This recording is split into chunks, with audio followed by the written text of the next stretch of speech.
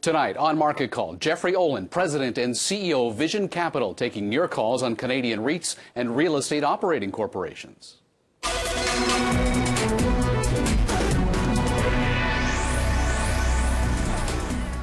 Hello, I'm Michael Hainsworth for Mark Bunting. Give us a shout toll-free, 1-855-326-6266. You can email us as well. The address, as always, marketcall@bnn.ca. Jeff, good to see you again. Thanks for having me. In your line of work, you guys are in an interesting space compared to the rest of the equity markets, insofar as there seems to be a pretty even balance between supply and demand within the companies in which you invest. Absolutely. In fact, I haven't seen the fundamentals better in Canadian publicly traded or Canadian real estate fundamentals, supply and demand, in probably 30 years. And you compound that with sort of systemic long-term interest rates, and it bodes fairly well for the sector. You mentioned interest rates. We know the Bank of Canada has telegraphed they don't expect rates to rise anytime soon. Are you in that 2013 camp?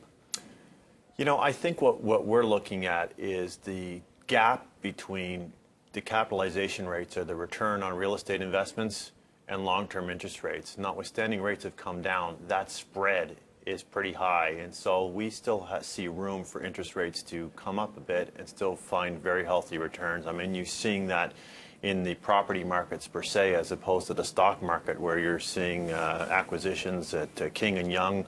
There's an old building that we understand is going to trade for a below 6% return. The corner of Yonge and York Mills is trading for about a 6.4% return. RealCan bought the corner, the Shepherd Center at Yonge and Shepherd, for under 6%, and there's some redevelopment potential there. So, you know, investors are looking for predictable income streams, and cash flow, and real estate offers that, with the supply and demand fundamentals being quite healthy. Tell me about the other component to interest rates, and that is on the residential side of things. As we know already that we are very heavily burdened with debt as Canadians as it stands now. Prices for buying a home very high, and as rates will eventually start to rise, I can imagine that's encouraging news for those who are in the rental market. Well, we're seeing that, although one area that of potential softness, or sort of leading edge, is the condo market in Toronto. Where there's, I've been wrong for 5 years on the condo market, thinking we were in a bubble, and so far that hasn't been the case, because we haven't had new rental construction, largely because of rent controls, in 2 generations, and so the renters are going to the condos. And to the extent there's softness there, perhaps that starts to impact the rental market, but so far it's been very healthy, and the pipeline seems solid. I wonder, though, how long the party is going to last for the condo developers. Cheryl King just came out this week and said it looks like we're at the end of the inventory cycle for condos here, and by the time the developer, the speculators take possession of those, there is going to be almost a 0% vacancy rate for the rental market. No one's going to need rental, and then we're going to see the market collapse.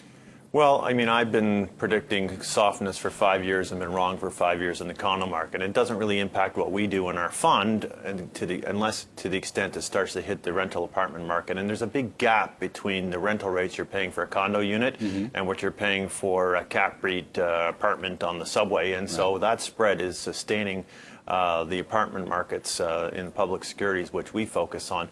But I think as long as you're seeing 80% of all condos that are being built being bought by folks looking to rent them out, that's susceptible to downside.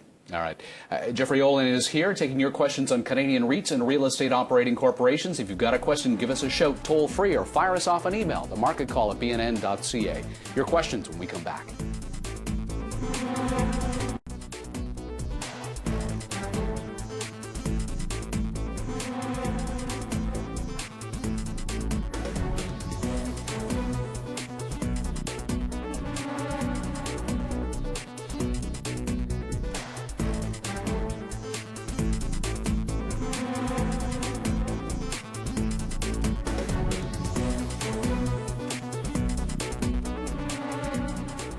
Jeffrey Olin is here joining us from Vision Capital, and Jeff's on the line in Thornhill, Ontario. Hi, Jeff. Thanks for holding. Welcome to Market Call. Well, thanks for taking my call. My question is with respect to Temple REIT, which has a fairly substantial dividend, and I was questioning the sustainability of the dividend, as well as your comments about the stock. Thanks. Thank you. Well, I know this entity and its management quite well. It's very focused on hotels in Western Canada, in particular Fort McMurray. So it's a very leveraged bet on economic conditions and hotel market in particular in Fort McMurray. You know, that hence has some risk to it. It does have a good yield, but if you've seen me on this show before, I wouldn't buy any security for the real yield alone. You've got to look at a total return. You get a nice yield and a big capital loss, and you're not very well off. So if you believe in Fort McMurray and prospects, which I think has got good opportunities here, it's probably a reasonable investment, but it's a high risk, high reward type of situation. 10.3% indicated gross yield here. How do you feel about the payout ratio? It's overpaying.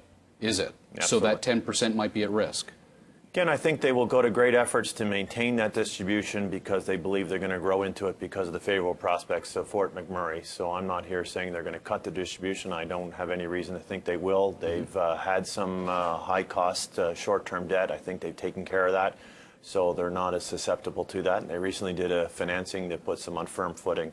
But if conditions change, the outlook for Temple can change quickly. Tell me about the changing outlook, because we're concerned about the Eurozone, the implications of dismantling the Eurozone and what that would do to the global recession recovery, and then that knock-on effect as the world demands less crude oil. Are you worried about sort of a set 2 degrees of Kevin Bacon kind of scenario with Temple and the Eurozone?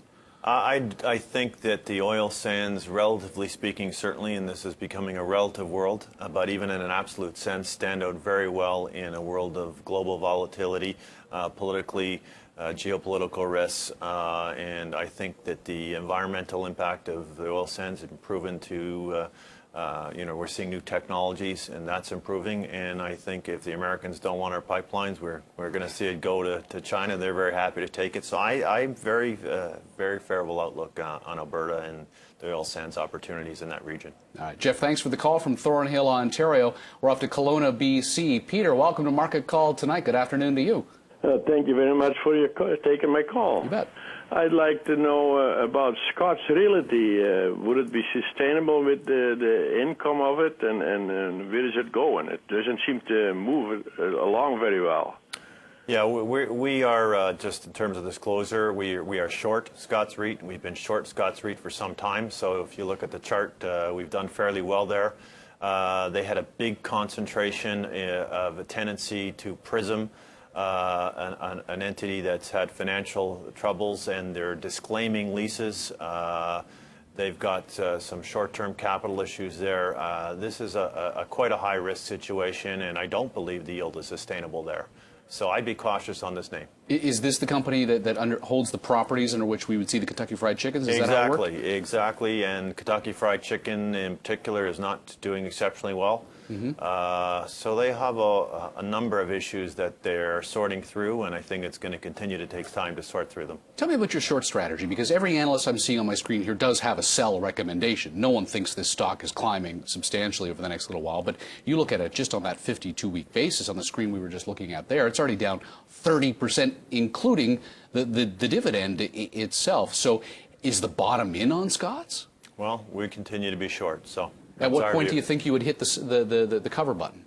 I mean, we look at changing economic, real estate, and relative valuation situations daily, so it's hard to forecast a particular entry point. You know, if it was today, probably 50 cents lower, but that may go lower or go higher depending on the market conditions. All right. Peter, thanks for that from Kelowna, BC. Off to the mailbox now from Matt, asking about the Canadian housing bubble. He says, I've read several reports that Canada is beginning to show signs of a real estate bubble. What are your thoughts? And we've read reports that ilk for some time. And the latest one was yesterday. You mentioned the author of that at the beginning of the show. The headline was bubble, but you read the article, they were talking about the most likely a 5% decline. And whether you agree with that or not, a 5% decline is hardly a bubble. What's different about the Canadian residential housing market, and I'll leave condos aside, Toronto condo market we already talked about, but single-family homes, they're bought by folks for the right reason. They're not bought by speculators. They're bought by people that want to live in them as a principal residence. Our legal framework is quite favorable. They're not over-leveraged, unlike the United States where mortgage interest is deductible. And so, people use their homes as a piggy bank. We don't have mortgage interest deductibility, so the incentive is to pay down your mortgage as quickly as possible. And so we don't see a housing bubble. We still have positive immigration in this country. We have, people with jobs. Even though we've seen some softness over the last couple of months, our level of employment's higher than the pre-recession. So people have jobs. They need a place to live. They're not buying it to speculate. We do not see a housing bubble. And we can withstand a softness. We have 5% decline would be healthy, and I don't think that's a bubble. We've seen some lower than just to take prices higher again. All right, Matt, thank you for the email. Market call at bnn.ca if that's the way you'd like to get a hold of us. Jeffrey Olin is here taking your questions on Canadian REITs and real estate operating corporations. When we come back after the break, Canada's biggest shopping mall company.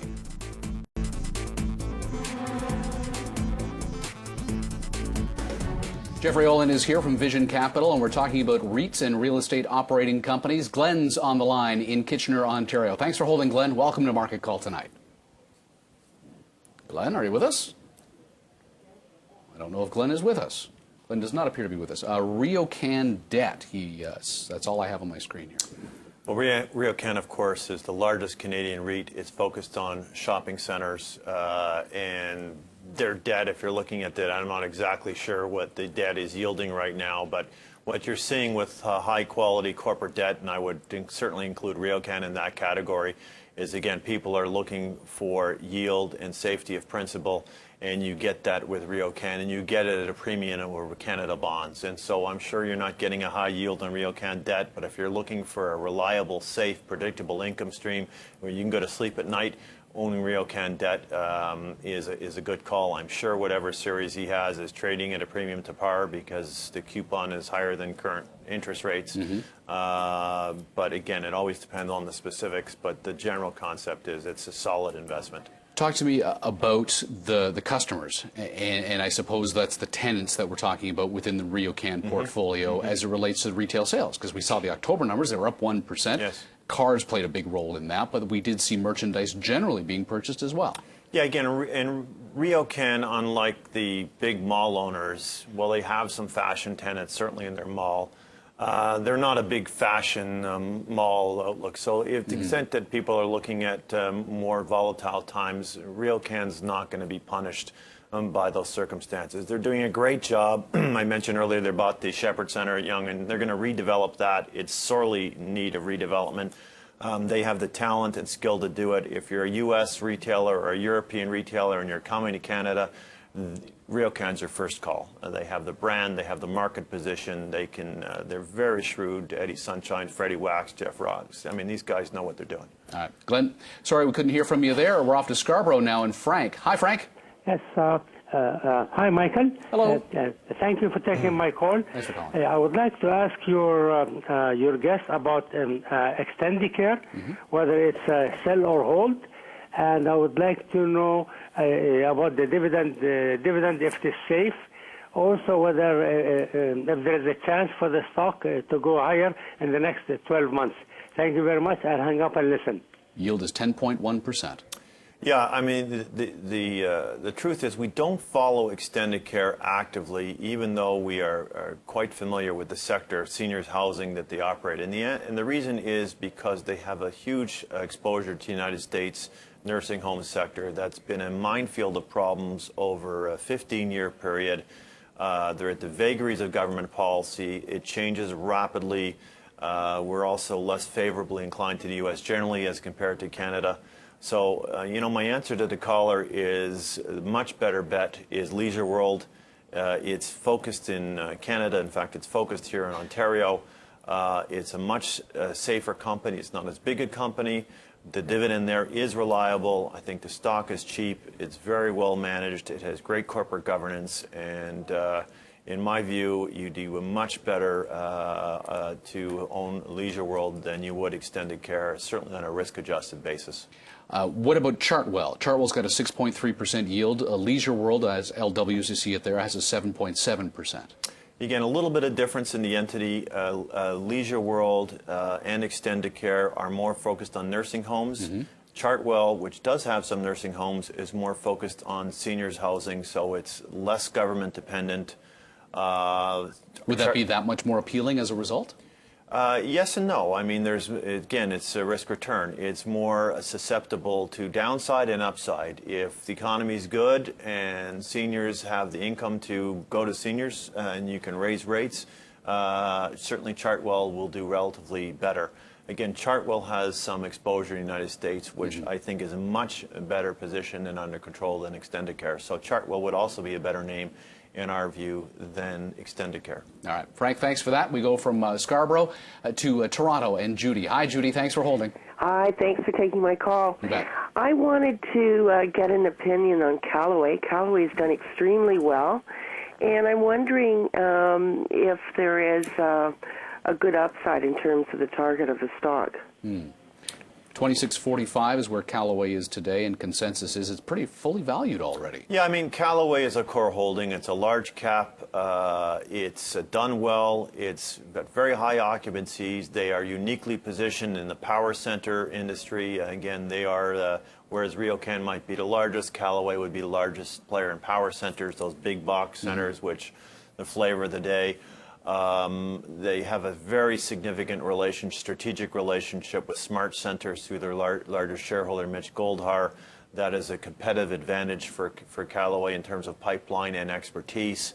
And I think that positions them well. I think you can, again, sleep at night holding Callaway. The yield is safe and predictable. And they have high occupancy. So they have a new CEO, very accomplished gentleman named Al Mawani, who was with Oxford for many years, a veteran in the industry. He was on their board and has assumed the role of CEO.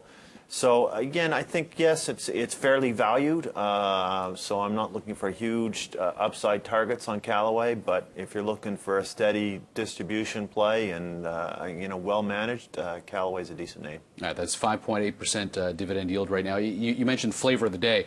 Talk to me about the investment thesis behind companies that build the large mall where you park the car underneath versus where you park the car in the middle and then you walk to the various big box outlets around it. As I understand it, that the latter is cheaper as an operation because you don't have to worry about swabbing the decks every day, sort of thing. Yeah, you don't have the common area expenses. I mean, you go to a place like Yorkdale, the operating expenses that you pay in addition to your rent or be more than your rent. And the case is you can't, as a public investor, really get exposure to the mall players in this country because they're owned by the major pension funds. So it's not really an option for investors. And so, but on the other side, we have some exceptional, probably more than any other sector. We have some very high quality retail names in Callaway, First Capital, RealCan, Plaza Corp. And they're all exceptional companies. All right. Judy, thanks again for the call. We're taking a short break. When we come back to your questions on real estate investment trusts and real estate operating companies. Jeffrey Olin is our guest of Vision. We're back in a minute.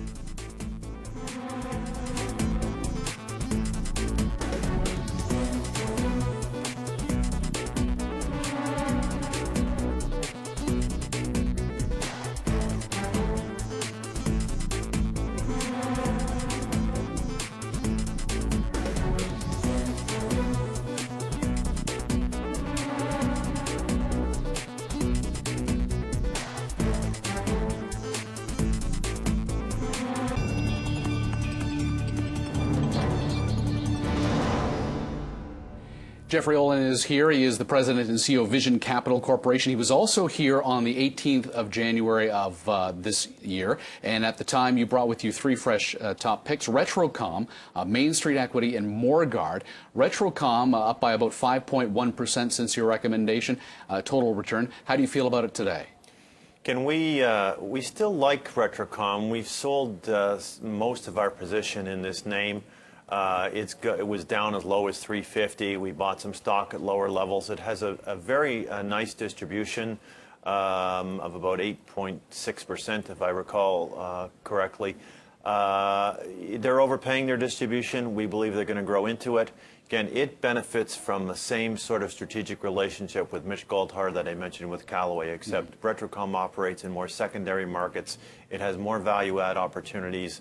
There was some disappointment because they have 8 Zellers stores and only one of them got picked by Target, and I think there was some disappointment. We certainly had some disappointment, but it's no surprise to folks that know the fact that Mitch Goldhar is Mr. Walmart. He brought Walmart to Canada. Right. So, decent name, but we're not a big holder of it right now. Top pick number 2 is Main Street Equity. You're up about 45.6% total return since your recommendation. And I know you like it still because it's still a top pick, and we'll talk about it more a little bit later on. But you still see some upside to this stock, which, again, already up more than 46%. Yeah, Main Street is absolutely unique. It's a corporation, not a REIT. They don't pay a dividend. They've grown from 272 apartment units in 1998 with $1 million of capital to about 7,800 units today with a net equity capital of $10 million. And they're value creators. They look for beaten up apartments that are undermanaged, either physically or operationally.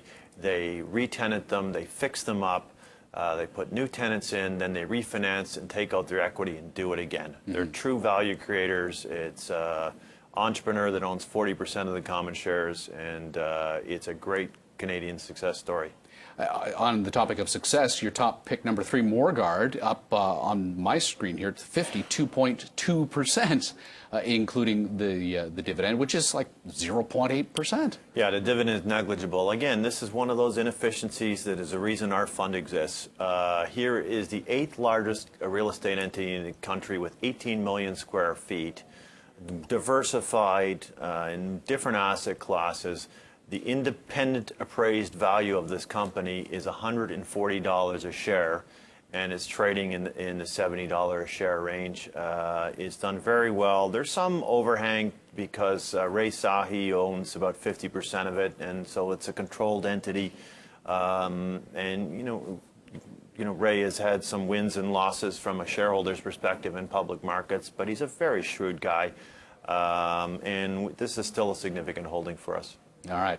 And so would you say $48 or today's $72 price, rather, is an entry point today for someone who didn't hold it already? Yeah, we think so. We have a large position in it. All right. Jeffrey Olin is our guest. He is the president and CEO of Vision Capital Corporation. We're talking about real estate investment trusts and real estate operating companies.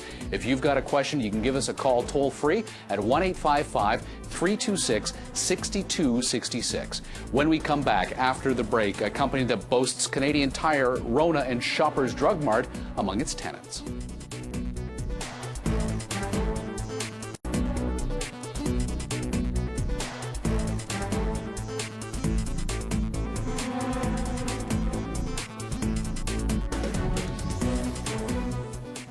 Back to the phone lines we go on Market Call tonight. We're off to Thornhill, Ontario. James, thanks for your patience. Welcome to the program.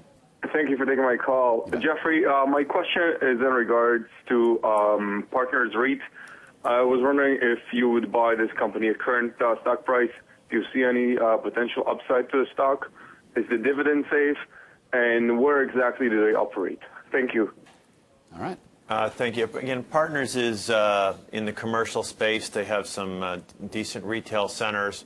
It's not our favorite name. I wouldn't hesitate to hold it if I own it, but there's probably better names. And I guess our real comment and concern about this name is that it's externally managed. There's not alignment with management, so management fees are being paid to an external third party whose incentive is not necessarily to grow the unit holder value, but it is to grow their management fee income.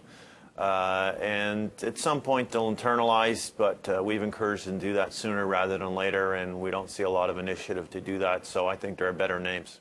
And as far as within that similar space, because they've got kind of a mixed-use property sort of layout, don't they? Yeah, they have a fair bit of retail, if I recall correctly, and so we've talked about some great names. I mean, one name we haven't talked about is First Capital. It's a great name. RealCan, Callaway, Plaza Corp. Would all be better choices in our view, and they're larger cap and more liquid as well, and they may not have quite as high as dividend, and I do think the dividend is probably solid if the economic environment continues the way it is.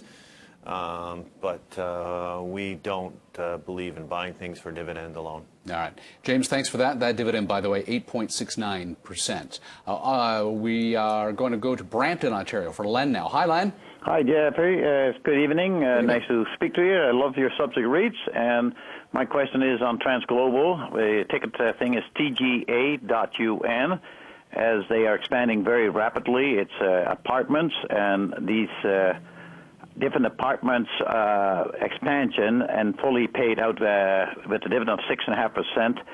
Is this company with expanding going to grow in value, and is the dividend sustainable at the extension?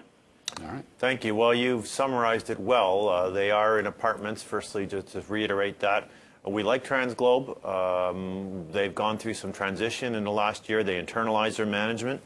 So in contrast to partners, something we like to see. We think management is competent. The quality of the portfolio historically was not at the same level as some of the other REITs, but we think they're well positioned in the market and they're doing a good job. I do think the distribution is sustainable, and I wouldn't hesitate to own this REIT. You mentioned the management was competent. Talk to me about the role that management plays in your investment decision, because by and large, most of us don't have a chance to pick up the phone and call them, or you get to meet these people. But I can imagine management is the critical component to making an investment decision. It is one of the critical components, a very critical component, and we spend a lot of time looking at management, and we like to not just sit down in our office here in Bay Street. We like to go out and tour properties with management, and we don't do that on every name every day, but our major holdings, we go out and we do that, and we want to go with senior management to understand what they look at in a property, and what they bought, how they reposition the property. And one of the advantages that we bring to what we do is the fact my partner Frank Mayer and I, we have 65 years experience. We know most of these management teams. They know us. We know their major shareholders. We know the properties, and so we do spend a lot of time keeping in touch with management teams. All right, Len, thanks for that. We go from Brampton to a commercial break. But if you don't get a chance to stick around for the top picks, we can make sure we send them to your inbox each night. Analysis from our roster of experts on both Market Call and Market Call tonight.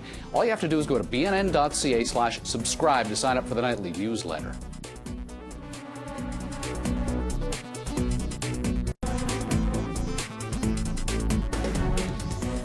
We're back to the phone lines now and off to Rockland, Ontario with John. John, that's about a half an hour east of Ottawa? Yeah, that's correct, yes. Excellent. Welcome to the program. Yes, I'd like to ask your guest, real estate operating corporations, what exactly are they, and what would be the reason for an individual investor of purchasing one of these companies instead of a REIT? So I'll hang up and listen to your answer. Thank you very much. Yeah, thank you. Well, firstly, I wouldn't get overly fussed about the difference between real estate operating corps and REITs from an investor perspective, other than the major difference is that REITs are more tax-efficient structure. There's no taxation trapped within the vehicle. The tax implications are paid by the investor directly, where if a real estate operating corporation is taxable, they pay tax within the corporation just like any other corporation, and the after-tax benefits accrue to investors. I wouldn't be fussed about REITs versus corps. I'd be more focused about these particular entities. What Canadians don't realize is real estate corporations are a bigger part of the market segment than REITs. Some of the names we've talked about, but Brookfield, for example, Brookfield Properties is a corporation, the largest of any entities. First Capital is a corporation. Killam Properties is a corporation. So we have several very well managed real estate corporations. Morguard is corporation, is both a corporation and a REIT. There's Morguard REIT and Morguard Corporation, with the corporation being the larger and more attractive vehicle right now. And so I think that real estate corporations are an overlooked and relatively undervalued part of the investing universe in this country, and you should spend some time looking at real estate operating corporations. And most of them are structured to alleviate some of the tax differences that I described earlier. They're very cognizant of that difference, and if they're not, they convert to REITs. And a lot of them are, the tax differences are sort of net neutral now. That wasn't the case before Minister Flaherty changed the income trust rules. There's still an advantage with REITs. REITs were one of the ones that were exempted. Right. And that's why they still exist, unless you're an operating business. If you're in the hotel sector or the seniors housing field as more of an operating business, you're not exempted. You have tax exigible at the REIT level, but REITs themselves were exempted, and they are very tax effective. John, thanks for that. From Rockland, Ontario, now to Brampton, Ontario. Ambrish, welcome to the program. Thank you very much, gentlemen. Jeff, my question to you is more on harping on the earlier caller or the earlier calling guest, is about the corporation and the REITs.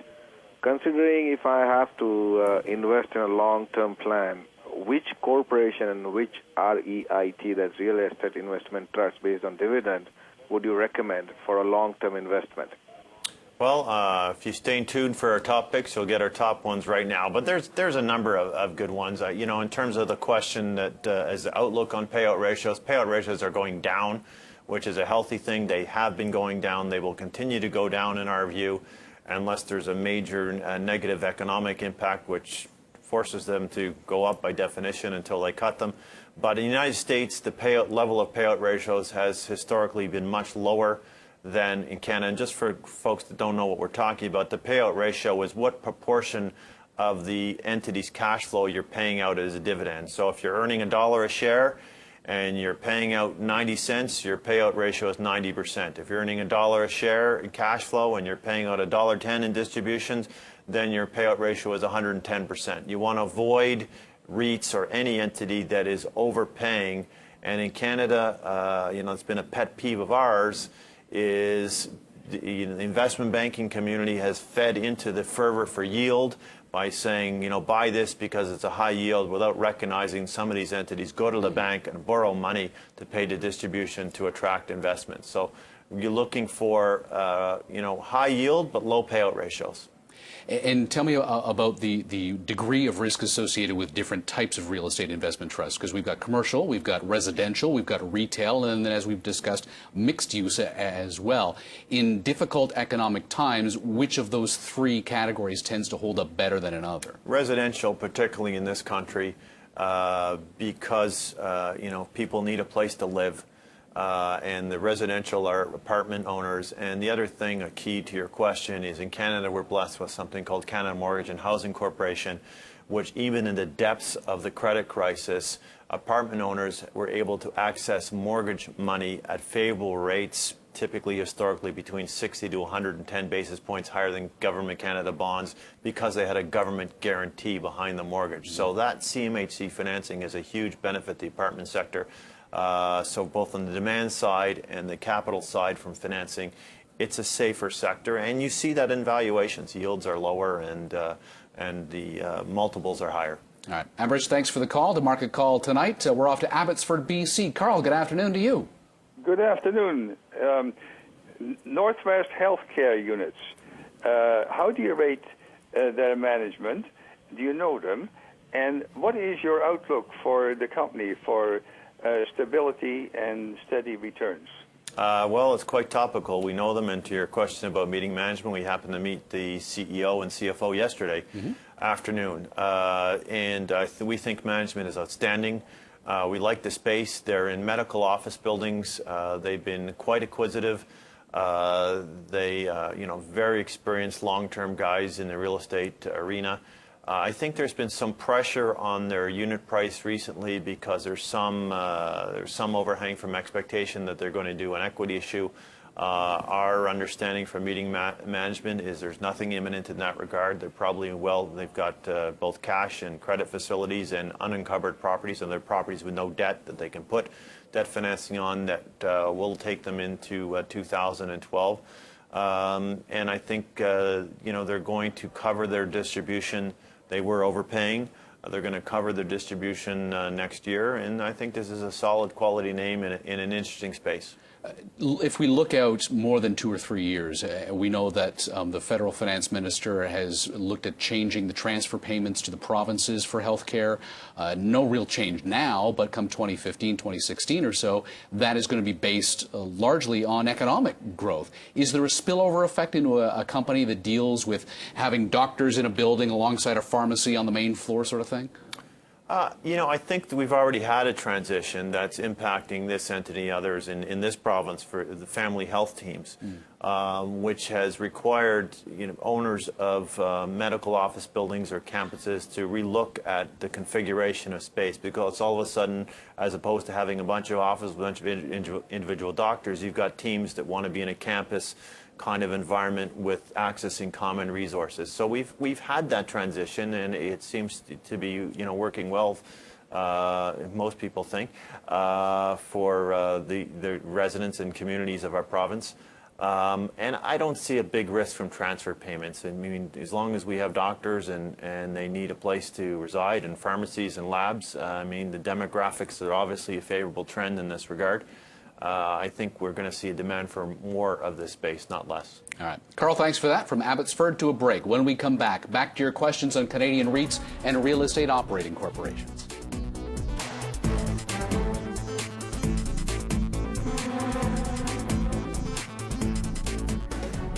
All right, we're off to Ian in Prince George, BC. Hi, Ian. Thanks for holding. Welcome to Market Call tonight. Oh, thank you very much for taking my call. It's been a great show, so thank you, guys. Thank you. My question for you, sir, is Plaza Corp. This one has just been a shining light for me. I got into this stock, or REIT, at about $4.15, and since I've owned it, I've had a dividend increase, and it's just been a nice, steady REIT for me. I understand, too, that the dividend is going to be increased again. I've been kind of waiting for a pullback to try to get back in at 14.15, but it hasn't gone there. Do you think at this price this is a good price to get in, sir? And where do you see this company going down the road? Thank you very much. Bye-bye. Great company, great management. Michael Zakuta, extremely talented development guy. He's created a lot of value for Plaza Corp. He's a large shareholder. It is, fairly valued at these levels. The dividend is solid. I think the REIT suffers from it's not the most liquid name, and I'm not saying it's undervalued, but I know my partner has a philosophy that most undervalued names are relatively illiquid because the people that own them know that it's undervalued, and so it doesn't trade as much. I think you'll see the liquidity increase. They've had some increased research coverage recently. Fairly valued, sleep at night, don't sell it. All right, 4.9% yield. Ian, thanks for that. Prince George to Vancouver now. Hi, Doug. Hi. Thank you for taking my call, and Merry Christmas to you both. Merry Christmas to you, too. Thank you. My question is regarding Canadian apartment REITs. I've owned units in my RRSP for many years and been delighted with the performance. My specific question is whether the current payout ratio suggests a possible increase in the distribution, and secondly, can you give me some idea of what you think the valuation of the units might be? All right. Certainly. Well, CapREIT is a very high-quality name in the apartment space in Canada, with a disproportionate amount of their properties and cash flow in the Greater Toronto area. Extremely well managed. Tom Schwartz is amongst the best there is in the business. An old-time veteran. He's got development experience, which is not that relevant to the REIT other than he understands buildings inside and out. I'm just looking at the payout ratio. I see an 80% payout ratio on their funds from operation, assuming our numbers are correct, and about an 80% payout ratio on their adjusted funds from. I'm not here to speculate on dividend increases. It looks like this, might have some room to grow, but it's a quality name. You've held it in your RSP. You've done well. You're gonna, again, a name you can sleep at night. Comes back to if you're negative on the economy, you want to be in names like this. They're defensive names. They're very well capitalized and very well positioned. All right, 4.8% dividend yield. Doug, thanks for that. It's time now for the Market Call Minute.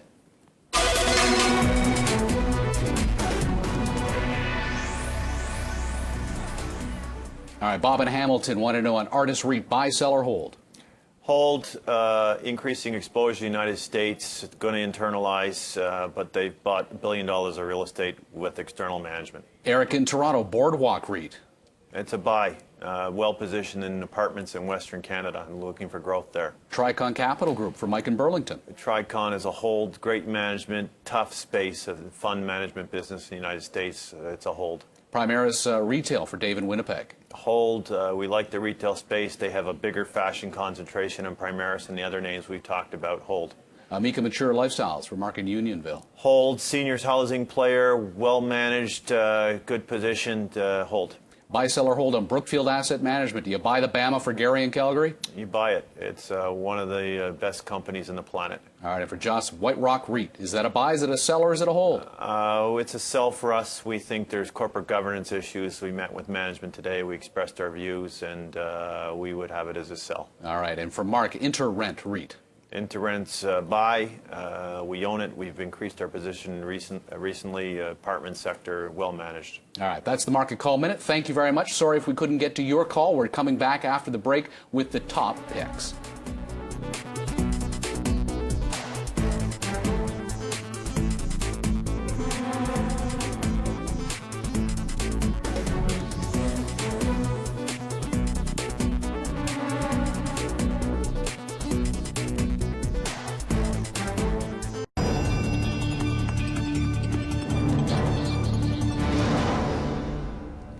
Time now for the top picks from Jeffrey Olin of Vision Capital. Top pick number one is in the child care business. Indeed. Edlian Group, Inc., in terms of disclosure, I am on the board of directors, and it is a significant holding. I believe our funds are the largest holder. This is a consolidator and developer of child care centers in Canada. They're the leading player in this space. We've had a professionalism and consolidation in every Anglo-Saxon country in the world except Canada. We have a shortage of 165,000 child care spaces. This company is growing from nowhere, zero, in May 2010. Today, 4,500 licensed child care spaces in 44 centers, outstanding management, a new CEO.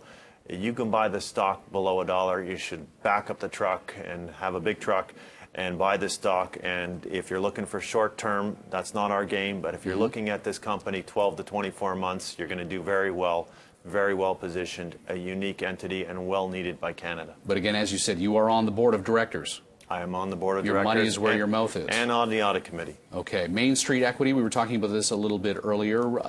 They've been doing a lot of renos, repositioning some of their mid-market properties. Yeah, so Main Street is a real estate operating corporation and mid-market apartments focus in Western Canada. They published about 10 days ago their independent appraised value for purposes of the new accounting standards, IFRS, which they're reporting in February. They reported $42.80 a share, which is about 38 in our calculation on a fully diluted basis. Stocks trading, it's done very well, trading around $23, but 23 to 38, we think it's probably $33 range. A long way to go. Outstanding management, value creator. Fantastic company. Yeah, all the analysts on my screen here do have a buy recommendation. The consensus is $26, but you're even more bullish than that. Yeah, I mean, the analysts have been lagging this name for years. Okay, and again, this one does not have a dividend yield. No dividend. It's all about the equity price appreciation. Again, they've grown to 7,800 units with $10 million of net equity. Okay, Exchange Income Fund, top pick number 3. Why? Great company, not a real estate name for those that think we're monogamous. We have a basket in our fund for outstanding entities. They're not in real estate, and Exchange Income fits that bill. They're in two segments, specialized aviation, with the government being their largest customer, and manufacturing. They just announced a contract with one of the recent acquisitions in the United States, a company that services cell towers, AT&T, $500 million contract over 3 years. This company is amongst the best managed I've seen in this country. Mike Pyle and his team, outstanding. They have just under a 7% dividend yield, a 70% payout ratio. That dividend's going to go up next year. We think the stock's going to $30, and it's an outstanding name. It's already 6.6% dividend yield. How much higher do you think they can go? Well, I think, historically they've had a very conservative capital structure, 70%. So it's 70% payout ratio today. We're looking for the cash flow to go up. So even maintaining that conservative, they're going to increase their distribution in our view. I think they'll wait till the first quarter. It's usually their slowest quarter and see how that goes. But I think you'll see, but independent of the dividend, or partially because of the dividend, but we think the growth here, you're seeing tremendous top line and bottom line growth from this company. They make their money on the buy. They do buy well at low multiples. They do a lot of due diligence, and then they manage business exceptionally well. Jeffrey, great having you with us again. Thank you. Thank you very much. Jeffrey Olin, President and CEO of Vision Capital. If you missed any part of the program, BNN.ca will have the replay for you, and you can get the picks sent directly to your inbox by going to BNN.ca/subscribe. As always, please consult a qualified financial advisor before making any investment decisions. For Mark Bunting, I'm Michael Hainsworth. Thanks for joining us. Hope to have you with us tomorrow.